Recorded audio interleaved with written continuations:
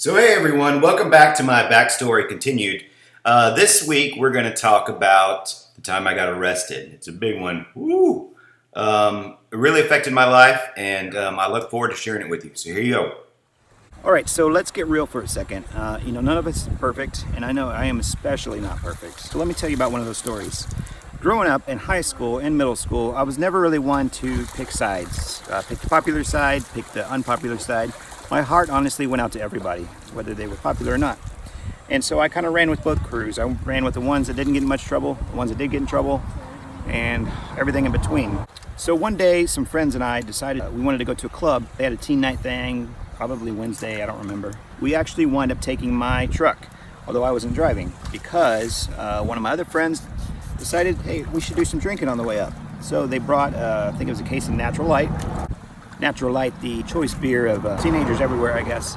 Anyways, so we brought a case of that, 24 pack for the whole truckload. I think we probably had 6 or so people in the truck.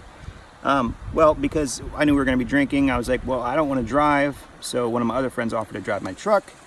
I don't know how smart that was, but hey, whatever. That's in the past, right? And so we drank on the way up, and we got to the place we were going, the club, right, in Waco. And when we got there, well, we just so happened to randomly pull and park in the club parking lot. We parked in front of an undercover cop, and who saw one of my buddies take his last swig before we got out of the truck, right?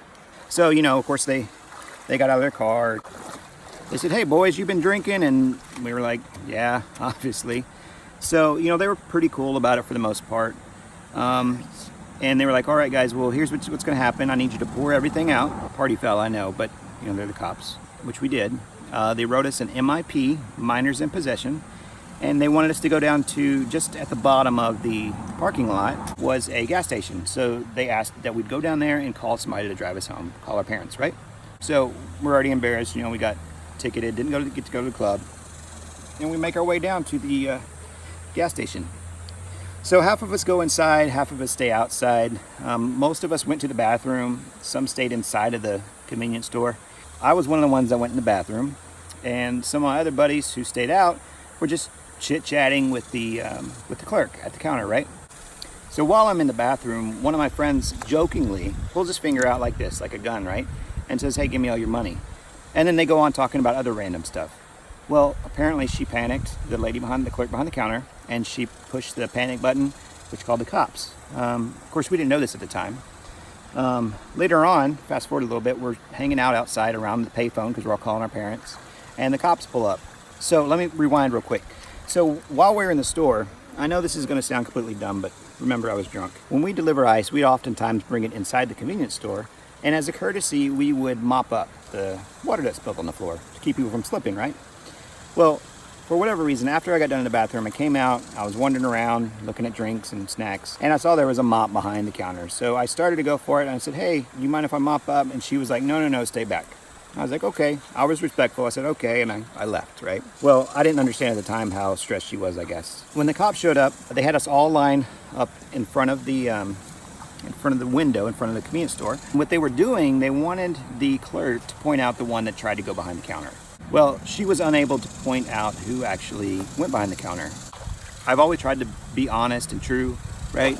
Well, I was like, well, that was me. I went behind the counter. And I tried to explain, about the mopping, blah, blah, blah. But they didn't want to have it, so they put me in cuffs. And they also put my other friend in cuffs, who happened to be one of the older ones. Him and myself were the older ones. And what we were told is because we were the 2 oldest ones, we were being the ones taken to jail.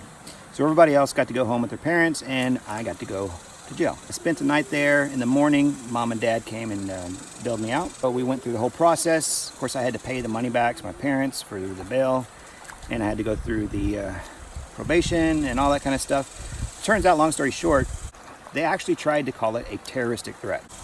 Later on, it was reduced to a misdemeanor, and eventually it was just dismissed completely. I had to go through some classes and give some community service, and then that was finally all over. But that's really kind of haunted me for a long time. Fortunately, I'm a very open person and feel that God probably put me through that for some reason, and maybe there'll be somebody who I can help through my experience someday. I hope you enjoyed this week's version of my backstory, sharing some personal things that happened that affected me deeply. Listen, I know this is a heavier one. Being arrested is not something that everybody goes through. I know mine wasn't the worst. I only spent one night in jail, but it did affect me a lot, especially as a teenager. So if you've been through something similar or struggling with something similar, please reach out to me. Let me know. So next week we'll talk about the time I got kicked out of high school and then what happened to me after high school. Interesting stories coming up. As always, if you have any questions, just shoot them my way. Let me know. I'll be glad to open a conversation with you.